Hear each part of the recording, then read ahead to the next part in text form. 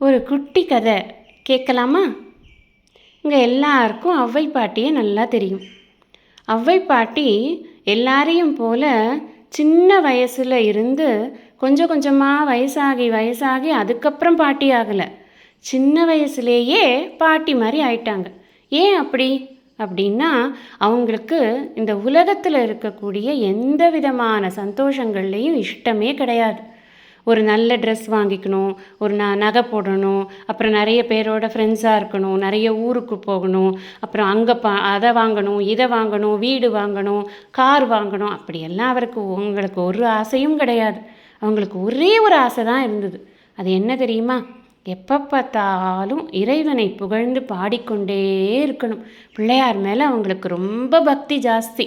பாலும் தெளிதேனும் பாவும் பருப்பும் இவை நாளும் கலந்துனக்கு நான் தருவேன், கோலம் செய் துங்க கரிமுகத்து தூமணியே நீ எனக்கு சங்கத்தமிழ் மூன்றும் தா அப்படின்னு கேட்டாங்க. எல்லாரும் நம்ம என்ன வேண்டிக்குவோம்? நான் உனக்கு எதை கொடுக்குறேன், அதை கொடுக்குறேன், நீ எனக்கு வீடு கொடு, காரு கொடு, பங்களா கொடு, நகை கொடு, எல்லாம் கேட்போம்ல. ஆனால் ஔவை பாட்டி சங்கத்தமிழ் மூன்றும் தா அப்படின்னு கேட்டாங்க. அங்கத்தமிழ் மூன்றும் தான்னு கேட்டால் என்ன அர்த்தம்னா, எனக்கு அறிவை கொடு, அந்த அறிவை வச்சு நான் என்ன பண்ணுவேன்னா உன்னை வணங்குவேன், உன்னை போற்றி பாடுவேன், அதுக்காக தான் எனக்கு அந்த அறிவு வேணும்னு கேட்டாங்க.